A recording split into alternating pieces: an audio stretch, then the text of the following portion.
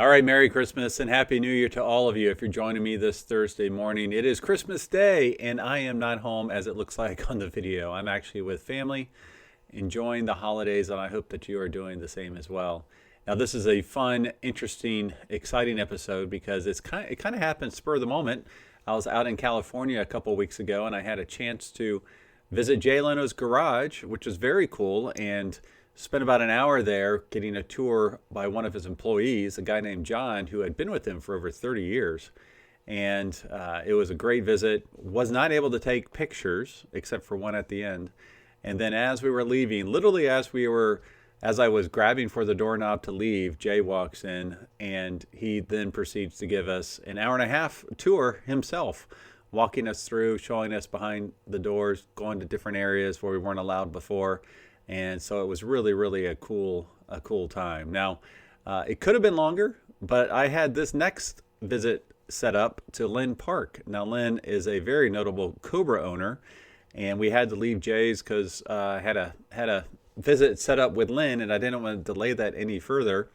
And then as you'll see here in a minute, when I got to Lynn's house, it wasn't planned to be an interview, but I just couldn't get by his first room with all the automobilia and all the stories he was telling. And you'll see here in a moment that I asked him, hey, could I flip on the camera and put on a couple microphones and we walk and talk? And he was all for it. My buddy Todd acted as the cameraman, and he did a wonderful job. So this is a spur-of-the-moment visit, a spur-of-the-moment interview, and it just turned out absolutely fantastic. If you're listening audio only, I highly recommend you go to the YouTube channel so you can just see the scope of his collection. Really, really impressive. Whether you're a AC Cobra person or not, I think that you will be impressed. And on another note, next week, I'm making the big announcement. This is kind of the preview, is I am publishing a book called The Enthusiast Guide to Collector Cars. It's meant to be an entry point for new enthusiasts. I'm picturing my 15-year-old nephews who like cars, but maybe they don't know what a brass era car is from, a muscle car. And so much more to talk about next week, so be sure to listen to that. And until then, you can go to the collectorcarpodcast.com and get a sneak peek and see what the book is all about. And you can pre-order one now and get that. It should be launched end of April. So before we visit with Lynn and see his incredible AC Cobras, let's take a moment to listen to my sponsors. Imagine a journey so rare it only happened once. That's the spirit behind Once. Exclusive, one-time only adventures that will never be repeated. Our next experience, American Muscle Legends, takes you trackside with the most iconic cars in history, complemented by luxury accommodations and behind-the-scenes access you simply can't buy. Spots are limited. When it's gone, it's gone. You can learn more at discoveronce.com/muscle. All right, hey, it's Greg with the Collector Car Podcast. I'm incredibly excited to have Lynn Park with me, sir. You got some incredible history with AC Cobra, so thank you for being on the podcast. Well, I appreciate it. I like to share my passion with anybody that'll listen to me. Well, so a little bit behind the scenes. This was not planned at all. I contacted Lynn yesterday, and then as I got here, I couldn't get out of this first room without him telling me so many amazing facts and stories. I'm like, do you mind if I turn on the camera and throw on a couple mics? And he's like, yeah, sure. So I have not seen his collection. I haven't been beyond this room. And so you're going to see it as I see it. But like I said, I can't get past this room first. So if you would tell me, kind of where did the love for Cobras come from? You mentioned this magazine over here. I'll tell you what. In 1962, I was a Ford hot rodder. I had a 1956 Ford that I'd put a big Edsel motor into, and I had just gotten a 62 Ford 406. I used to buy them at the wrecking yards. They were called theft strips. The insurance companies would total them. There were no such things as salvage titles then. And I'd buy the car without a motor or without an interior, put it back together and resell it and made some money. So I had a brand new 62 Ford hot rodder. My sister's boyfriend was a sports car guy. He had a little Lotus Elite. And we argued back and forth which is better, handling or horsepower.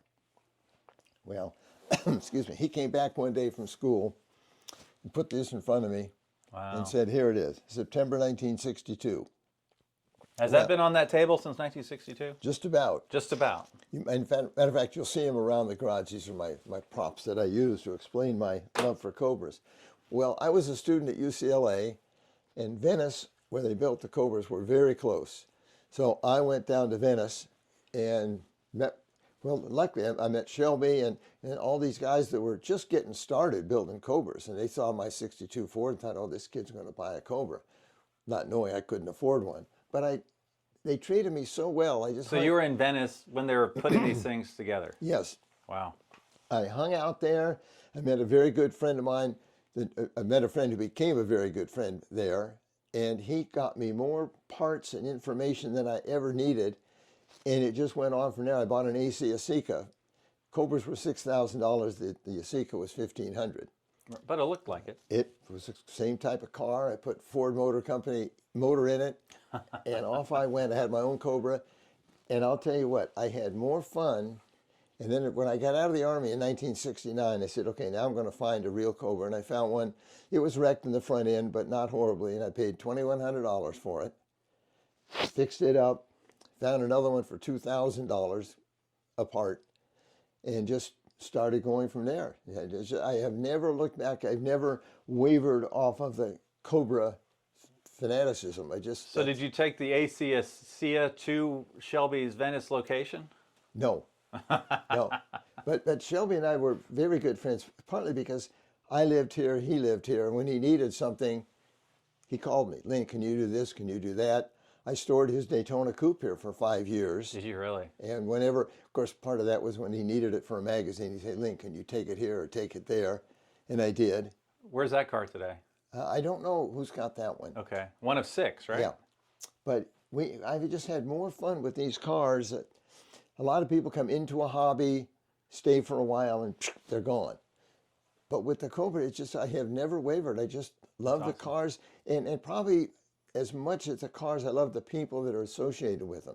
Yeah. There's a bunch of nice people that own the Cobras and Shelby Mustangs as well. It's not the foo-foo guys that want a pat on the back for owning what they own. They don't know anything about them. Yeah. The Cobra people, for the most part, understand their cars and have a passion for them, such as I do.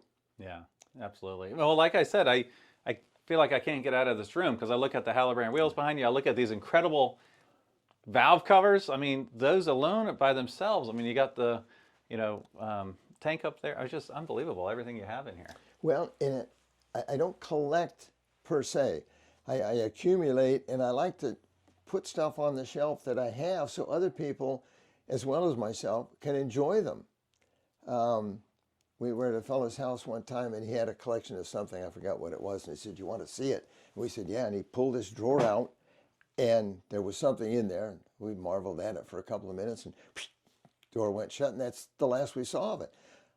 I'm kind of a clutter bug. I mean, I've got stuff everywhere, but it's stuff that I enjoy seeing, and for the most part, other people like some of it. They may say, "Oh, that's really neat," or "That's really neat," or "I don't care about that one," but it's stuff up here. How many people see the picture of me and Linda Vaughn there and say, "Oh my gosh, that's Linda Vaughn right there"? Yeah.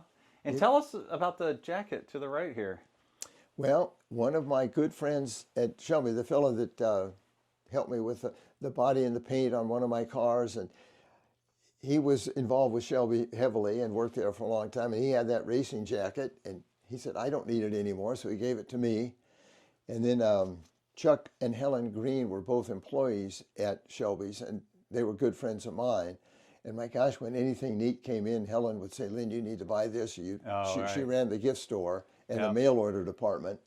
So that Cobra shirt, which you can barely see on the bottom. Down on the bottom down there, yeah. That is an original one from Venice back in 1963. Oh my goodness. They've made reproductions of them over the years, but that was an original one.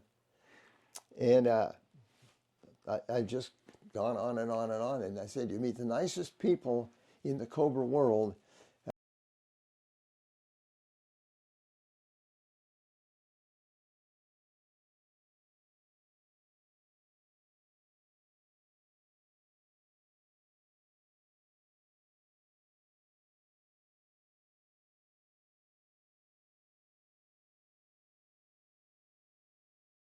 Well, like I said, this is just the first room. Can you lead us Sure. back to whatever we got going on back here? Because I know there's a lot of amazing stuff. Well, there's pictures every place you go. There's pictures of me and Carol Shelby 30 years ago. Wow. And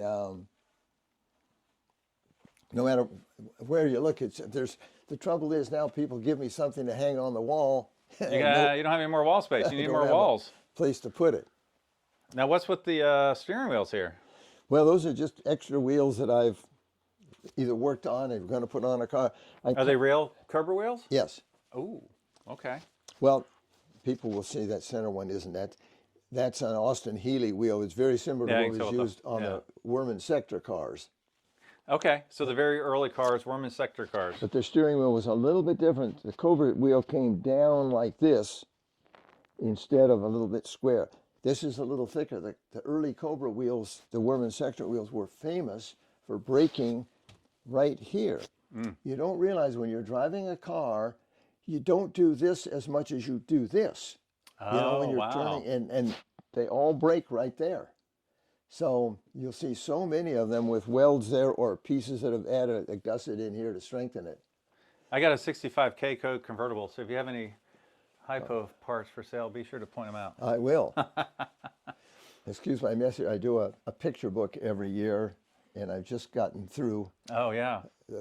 For the Now, last, I'm sorry. for the last 40 some years, I do a book every year of our events, and it's a lot of fun for me to do, and it's fun when people say, Lynn, what year was it when so-and-so went with us to the races? And I dig back through my books until I find that event. Right, And there it was 40 years ago. But we've got this group called the Wild West Racers that we formed in 1985, and we've been fortunate enough to go all around the country at vintage races, racing Cobras, Shelbys, Corvettes. There were 6 of us, and we had different cars. Yeah. But we have had so much fun over the years doing just that. We take off, load a big truck like a Reliable. We use Passport to haul our cars around. And we'd go to 3 or 4 different places around the country, winding up at Monterey. Oh, wow. We've raced at Monterey for 44 years. Oh, my goodness. My 2 sons do it with me now, and they have as much fun as I do. That's awesome. Great father-son hobby, for It sure. is good. We haul our own cars. Yeah. We work on our own cars. At the track, we check tires. We don't have a crew. It's just us. Yeah. And I think that makes it more fun when you're more aware of your own car. Absolutely. Yeah, you know all the nuances with it. Yeah. Well, speaking of which, I see some cars through the doorway here. Well, Why don't you lead the way? there's a couple in here. I like how this is like a maze. Well, you know what's funny? Oh, wow. A lot of people will be in here and they'll say, how'd you get the cars in here? Because You can't, yeah, you hid the garage doors. doesn't look like a door. No, it doesn't. So people are kind of fascinated with stuff. And one of the things I like, if you look at the walls, which you can't really see for all the stuff on them, that's all barnwood that I hauled from a friend's house in Colorado and built the interior of the garage out of old barnwood. Oh, wow. That's amazing. I like the way you decorate. It's very cool. Well, some people say it's way too cluttered. They can't find anything, but it's just what I like. There's a hoist under the red car. That's why it goes up tall there. Oh, right. Yep. So I do most of my own work. Obviously, I don't do body and paint work. There's a fellow in Torrance named Mike McCluskey who is I've known for 50-some years, who's the best Cobra restorer in the world. And it's just so fortunate that I've been good friends with him. And whatever I need done that I can't do, he can do. He's amazing. Well, now I don't want to take up too much of your time, so don't necessarily need you to talk about every car, but why don't you talk about like your favorite cars or ones with the most significant history, the ones you had the longest, whatever you want to talk about.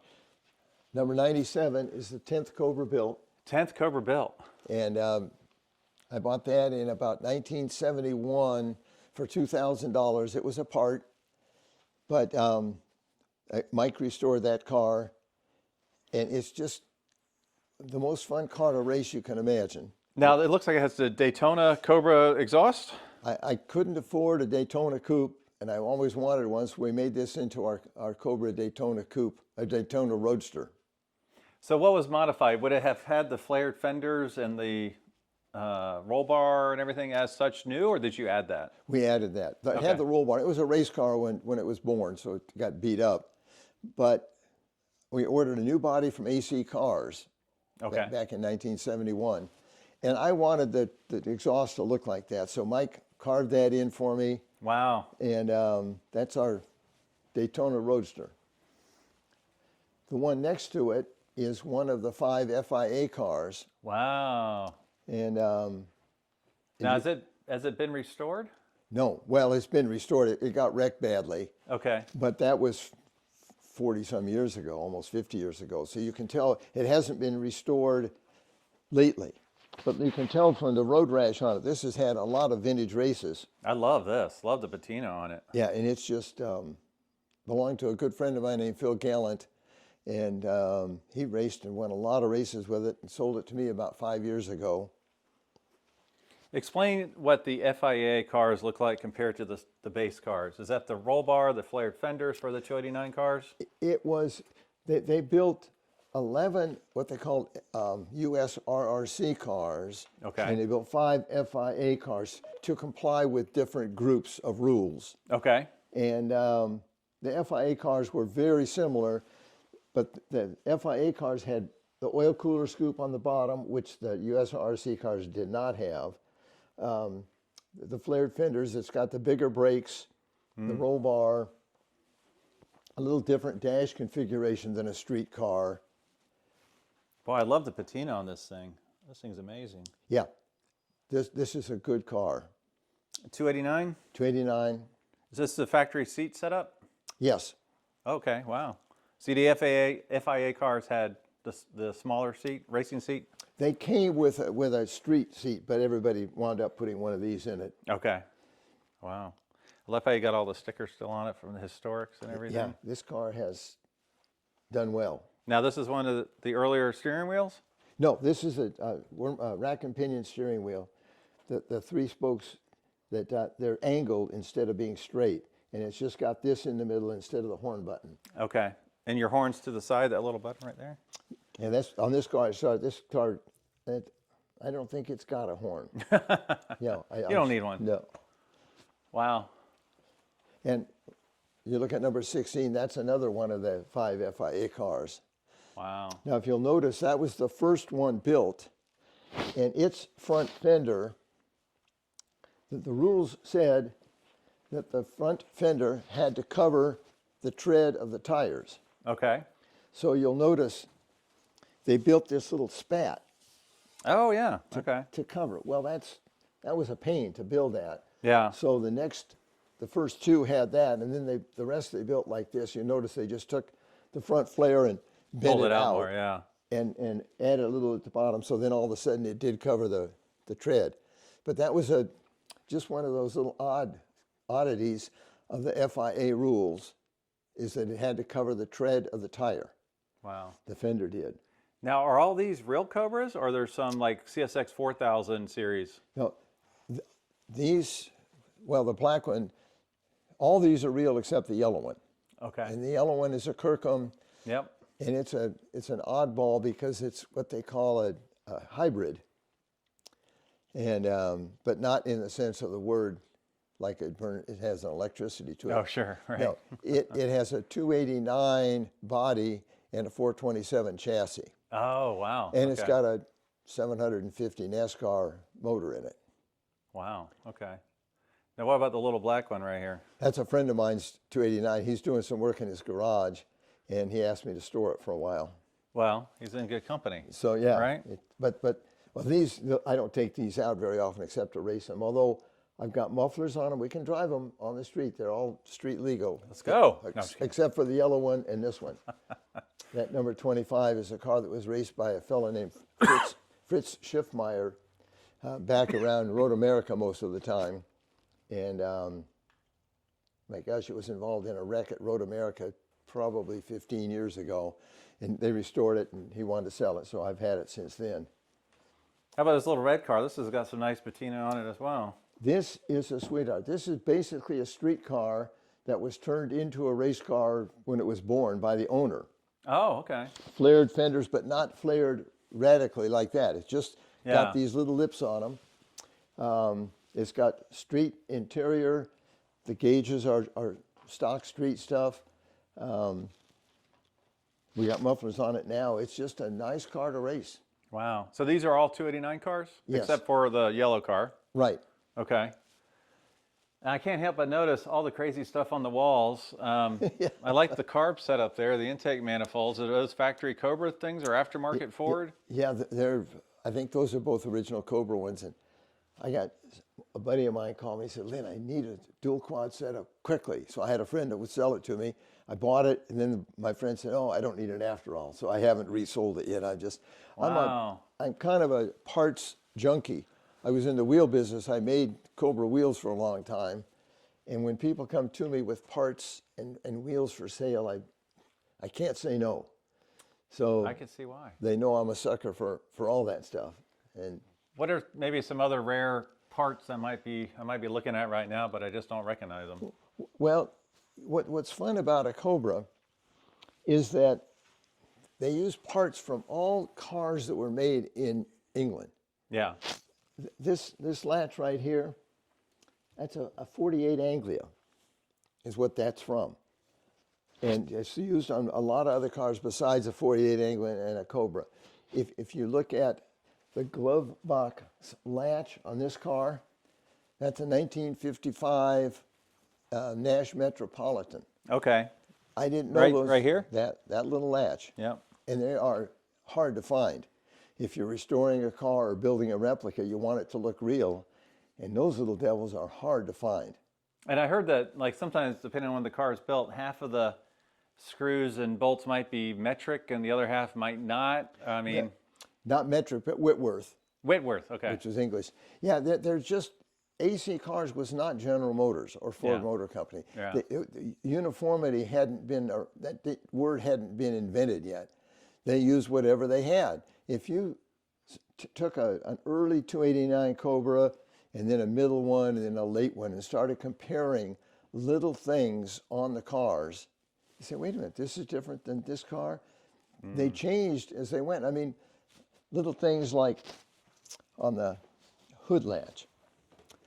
These things started off, I don't have one handy here, with a little thing they call a toilet seat. It was just a little flap Right. that came up. But it was dainty and round. People would pick it up and break it. So that didn't work for very long. The next one they went to was just a teardrop shaped piece, but it was slippery. You'd pick it and it would slip off your hands. So then they came up with these. And that's on most of the Cobras. But, so you see one that's an early car with a little toilet seat, and you say, well, now what's the deal with that? And then you go to one with got the teardrop, and you pick it up, and it slips out of your hand, and you say, okay, I know why they got rid of that. Yeah. And then Yeah, let's look at this engine bay here. Oh, look at that. these little pieces here, on, I don't know what the number is, nobody knows for sure, they changed that. For some reason it was breaking. Now they've got a little piece that comes down like that, about the same width. They changed the shape of the hood prop rod. Now, isn't it true that the VIN is stamped also up here on the hood? On the driver's side of the hood, yes. And then there's also what, on the door hinge? On the And then on doors. the rear trunk latch? Trunk latch, as Right. well as Down here on down the frame? on an A-arm, yeah. Yeah. And, Wow. and then Oh, sorry. people see this little tag, a VIN tag, and then they go to an early car, 2200 and earlier, and it's not there. Yeah. They didn't put that VIN tag on until, That really scares people because they're like, is it real? Is it not? yeah. Now, did the FIA, I noticed this is for, correct me if I'm wrong here, but is this for like luggage? Yes. The little bump out and this only FIA cars? The FIA had a rule to race in the GT class, it had to hold this trunk. Like a briefcase or something? Well, yeah, it was a chunk of wood that, and so they got to the first race, I think it was Targa Florio, and they went to put that in, they closed the trunk and it wouldn't close. So they took a hammer out and banged it so it did close. And that's why the 5 FIA cars have those little dimples. So all 5 of them have those little dimples? Right. Oh, that's cool. Now, does that have anything to do with the movie Ford versus Ferrari where Christian Bale's character was hammering the trunk Yes. deck out? Is that, That was to do that. okay. Is That that a was- true story or is that totally made up? That's true. Is it really? Yeah, Oh, wow. absolutely. Well, everybody says that movie's so fake. It's glad to hear there's something true in it. Well, that movie was fun. They called me to help them with it. Yeah. And I got to go out and, quote unquote, teach Christian Bale how to drive a Cobra. Right. And it was fun. And he was such a nice guy. But I was out there with them because they filmed a lot of it at Willow Springs. Yeah. And it was so fun to just see the stuff they bring in to film a I movie. bet, My yeah. gosh, they got more food trucks and people around than you can ever imagine. Yeah. But it was fun to be involved with that movie to the extent I was. Did you have any of the craft food services, some of the food there? Yeah. All right, cool. Yeah, I was like an employee out there, was going around and helping and eating, and it was fun.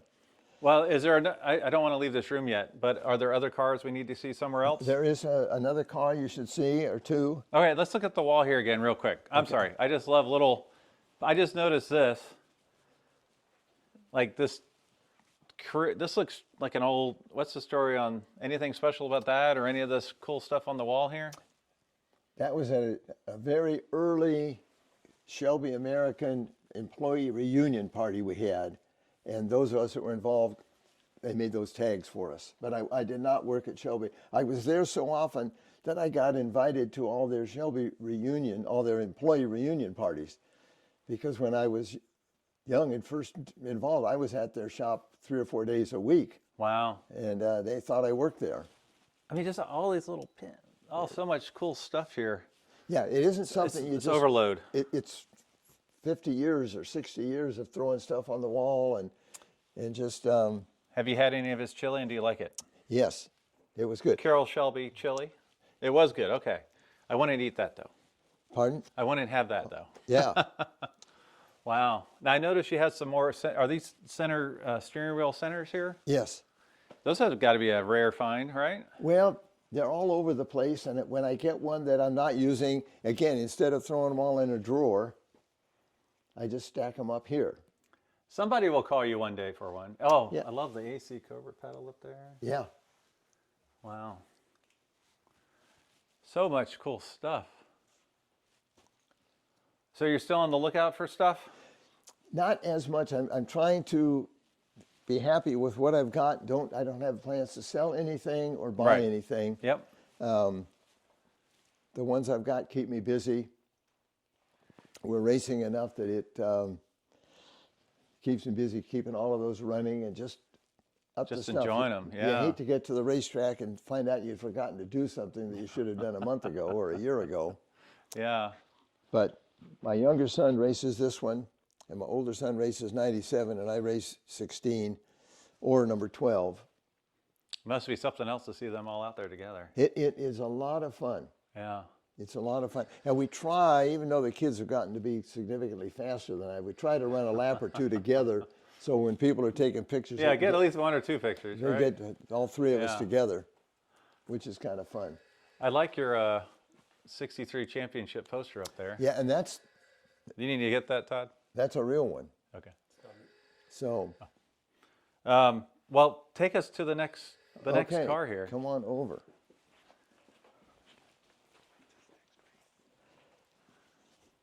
Oh, that's a good question.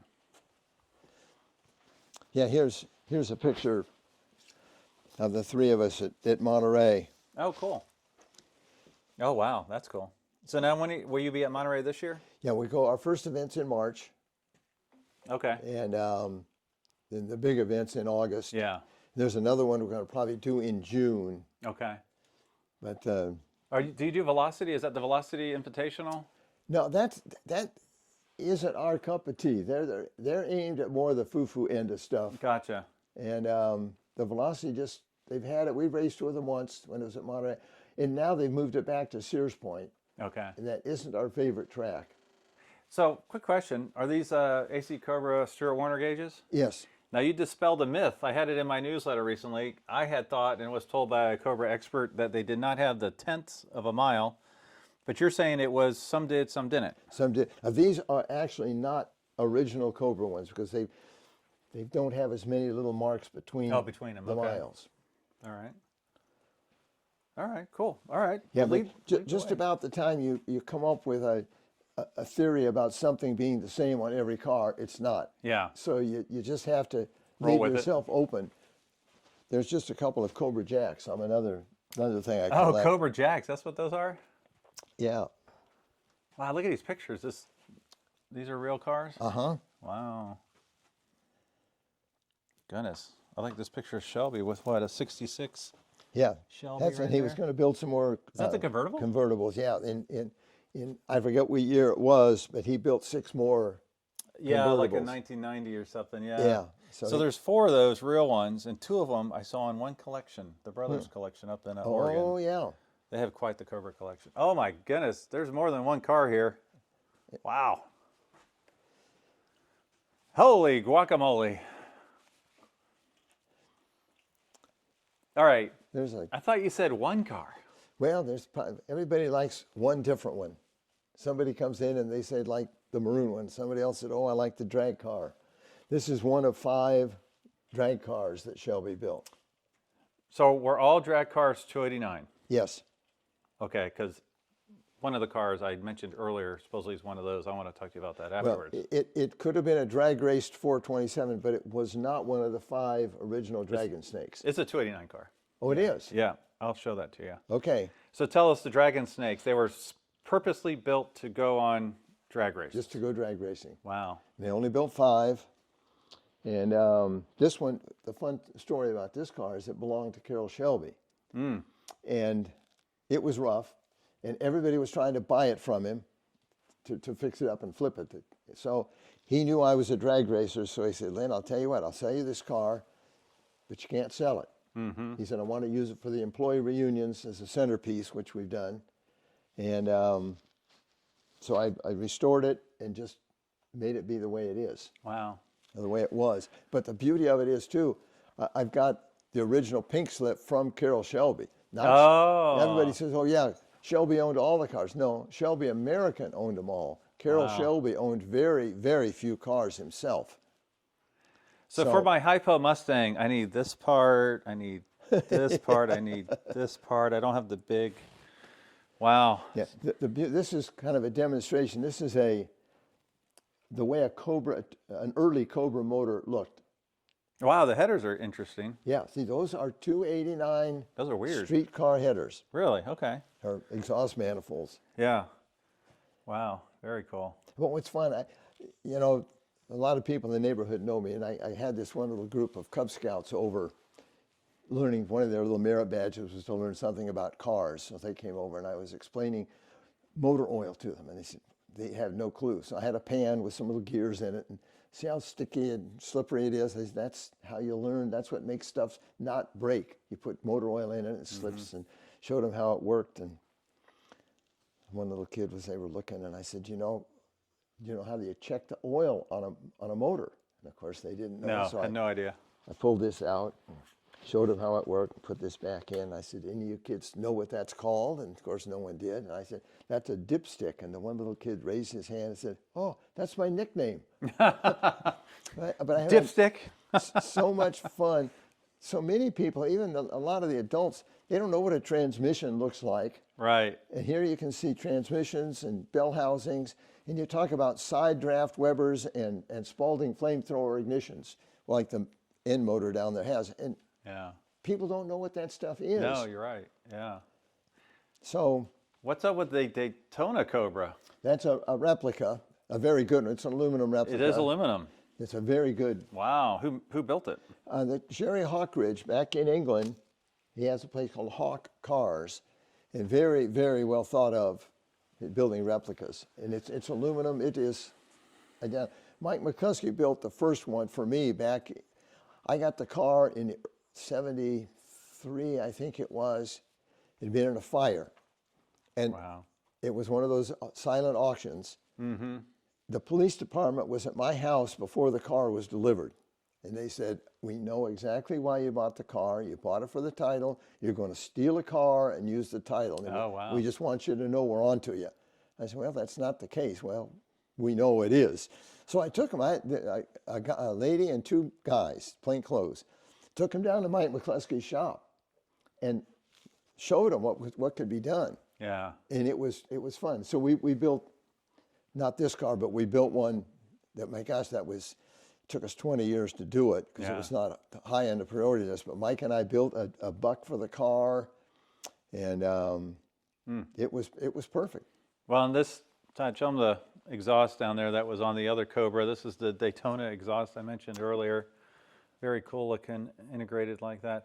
And I just love seeing these old tires and wheels, Halloran displays around, just really incredible stuff. Is this like one of the original wire wheels from a Cobra display? That was what street Cobras came with that had white walls. They all had the white walls, it's a 735-15 Goodyear, and believe it or not, if you had a set of those today on still mounted, original tires like that, you could probably get 20 grand for them. Yeah, yeah. Because guys are restoring cars, and they don't make that tire anymore. Wow. Now, tell us, which cars in here would be real AC Cobras? I'm going to guess that that's one. Is that true? Yeah, you'd probably be right. Is that your first one? No, that is a car we lovingly call Dirtbag. It's awesome. And it was bought by Dirtbag. Fred Offenhauser of the Offenhauser family. Yep. And he bought it in 75, in 69, excuse me, in 69, hence the V on the license plate. Okay. And he drove it till 75, and something went wrong. He doesn't remember exactly what it was, and threw it under a blue tarp in his backyard.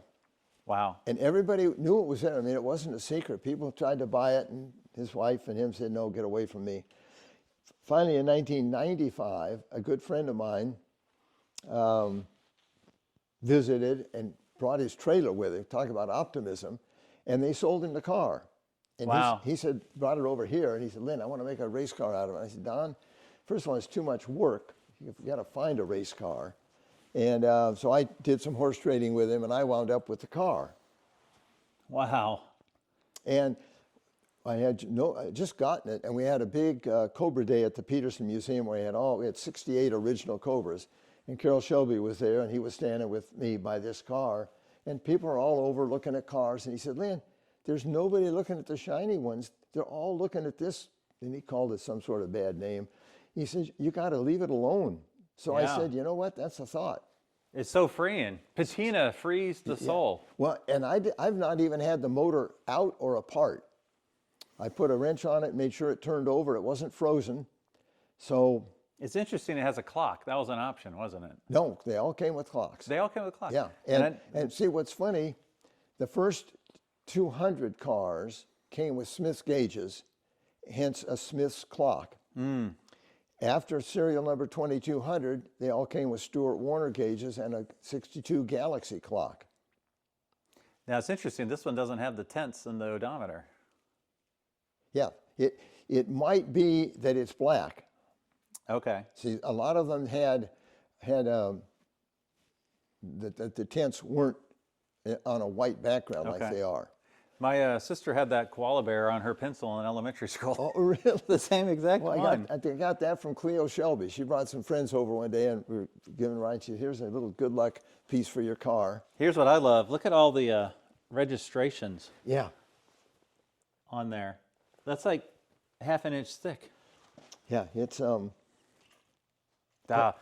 things like that. I love this car. Oh my gosh. This is one that you can't recreate. Well, you can recreate, but it's obvious original, but it's just a smooth, quiet thing to drive. My sons and I, when they're over here on the holidays and stuff, we take different cars out and drive them around in groups and come back and compare notes. And this little one and this maroon one are two of the absolute favorites because they're just the way they were made. Yeah. We haven't done what most of us do, and that's put a 500 horsepower motor in it and go to louder mufflers. That's what I hate, is that you get stuff, a massive engine, you put Cobras all over the place, little logos and decals, and it's just, we have a lot of fun with these cars. Wow. Now, are those unrestored cars back there? Yeah, look at these. Holy cow. We'll go, there's a restaurant up the road here about 40 miles called Newcomb's Ranch, which is a hangout for car guys. And we'll take this one or Dirtbag. Wow. I just love patinaed cars. But this one is called Son of Dirtbag. Son of Dirtbag. But it's a Kirkham. SODB. Oh, it's a Kirkham, really? Okay. Yeah. I had more fun. Wow, this has a ton of patina on it for being a Kirkham. I had so much fun. I built these two cars myself. Wow. I had David Wagner got me the cars and then painted it, but I had him paint them with a flattening agent, and then I Yeah. put some rock chips and different That's things awesome. on them. Are they aluminum? Yes. Okay. Yeah, all Kirkhams are aluminum. Okay. They're still doing it that way. Okay. Yeah. Good. And what's the beauty of it is the frame on a Kirkham is exactly the same as a Cobra. I mean, not just close, it's exactly the same. So in college, my sister's roommate, her dad passed away, and he had 2 Cobras, and they were auctioned off. This was early 1990s. Kirkham bought them both, sold one, and kept the other one as the styling buck for his very first Kirkham. And I ran into his son at McCacken like 2 weeks ago, and I guess they had sold the cars at some point, but still, it was a cool story. He did confirm all that, which is cool. Oh, that's good. Yeah. But to do a good, whatever you want to call it, a replica like this, you need things like seats, dash, steering wheel, gauges, the things that people see. You got to make them right. Got to make them right. You're waving a flag that it's a replica. Now, is that a 427 car? Yes. It is? Okay. Cool. But even, I mean, I went to the trouble. Oh my gosh, you patinaed the engine bay. Making the engine look old and crusty. Wow. My buddy needs one of those. Wow. That is amazing. Well, what else did you want to talk about here? Is that your little AC up there in the corner? Is that the one you've had since the 60s? That's one just like it. I sold that when I went in the Army, but I bought this one in 1990 and put a Ford motor in it. Those are pretty rare, aren't they? Yeah, they only built 350 of them. Wow, okay. And some of those were right-hand drive. That's a beautiful little car. Well, it's a nice car. Here's Oh, wow, yeah. the toilet seats that I'm talking about. Oh yeah, okay. And the trouble is people would pick them up and the next thing you know, They they rip break it off, them. yeah. So, Wow, this is a lot to take in. Goodness gracious. and this is another sweetheart. I put a 5-speed in this one. Oh, I bet this is a great driving car, dude. Yeah, it's just, it's a sweetheart. And yet I left the interior looking like an AC. Yeah. So many guys take their Asica and put great big wide wheels and flared fenders, and this one fools everybody. Are those all real body panels up there on the wall? Mm-hmm. Wow. I've won the door prize at certain events. Now, what's up with this artwork here? George Bartell was an artist that worked for Car and Driver magazine and all kinds of other people, as well as Carroll Shelby. And a friend of his came into his office and said, "How long is that piece of paper that you're painting on?" A lot of those paintings around the room are of his. And he said, 32 feet long. And the guy said, "Have you ever thought about doing a mural all 32 feet on one piece of paper?" And George Bartell says, "I could do that." And that's the result. That's amazing. Well, he did it for a fellow that has a museum in Orange County, but the guy never paid him for it. Oh, wow. So at one of Shelby's birthdays, he said, "Let's get that thing back and let's put it on display." Well, since the guy never paid for it, we just kept it, and I bought it. Okay. And we put it up here. When I built this part of the garage, I said, I need 32 feet with no windows on it.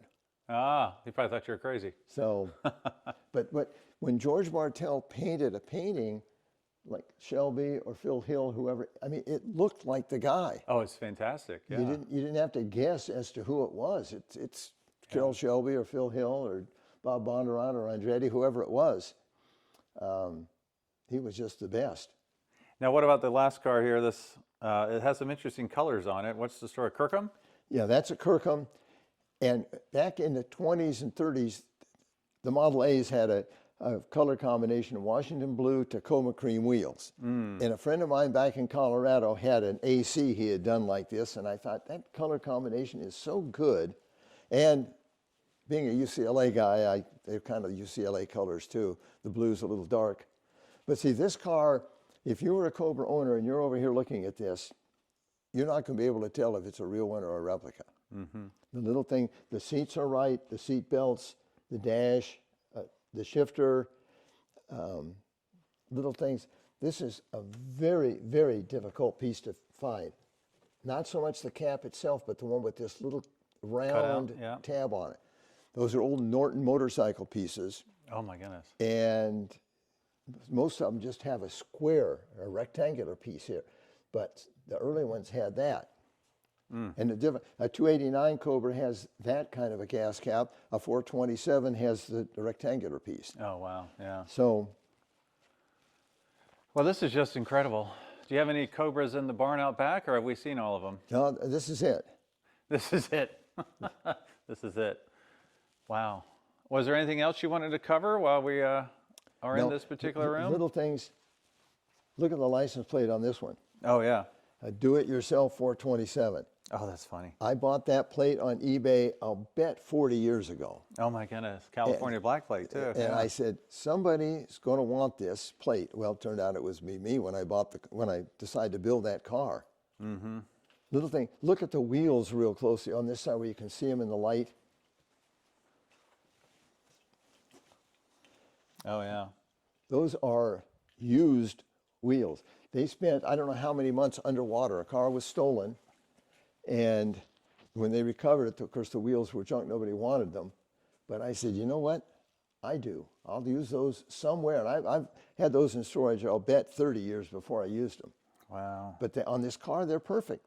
And believe it or not, they hold air because when the car was stolen, all the tires were on and they didn't collapse. So no water got onto the inside part of the wheel where air goes. Yeah. Were any of the Halibrands ever magnesium? That's what these all are. They are all magnesium. Yeah. Okay. But here's another. Wow. Nicely patinaed. Wow. So what year was this car built? I did this about, I'd say 7 or 8 years ago. Okay. Yeah. Looks like a fun ride. It is. But like most of the cars, it's a little too much motor. You just can't help yourself. I'd rather have a 289 for sure. Yeah. Well, Lynn, thank you for the impromptu tour. This is more than I ever expected. Well, I enjoy showing off the cars that I have to people that appreciate seeing them. Yeah. Some people, they can't get past the walls and they don't interested in the cars. They look at the cars for a few minutes and then wander off. When I told you I did picture books every year, there's albums that I have for the last 40 years and then the earlier ones where I didn't label what year they're from. Wow. But Unbelievable. all these paintings are George Bartel paintings. Yeah. He and I were very good friends, and when someone would come to him and commission a painting, sometimes he would do 2 or 3 and give them their choice, and then he'd give me the leftovers that nobody wanted. Oh, nice. So I've got some pictures that don't mean much to anybody, but they cover the walls well. Yeah. Well, thank you so much, sir. Well, I am glad you enjoyed it. That was absolutely fantastic. We have a lot of people like to come and visit the garage, just people that like Cobras. And even someone that doesn't like a Cobra, they come in here. I'll tell you what's fun. Come over here. When I have a group of people, especially if there's some girls in the group. Uh-oh. You scare them? I start one of these for them. I said, this is how a Cobra was born. And it starts to burn, just purrs along. Yeah. And then I come over to El Cid. Oh, we got to get this. And this is this is what we wind up doing to the motors in most of them, or an awful lot of them.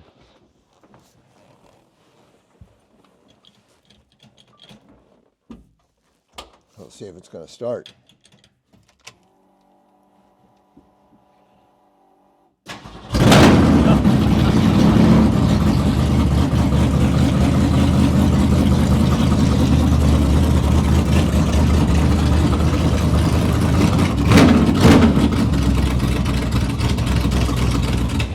Wow. Yeah, that's a good motor. But it's fun, the difference between a stock little quiet car and then this one. Yeah. This One of thing's the fellows insane.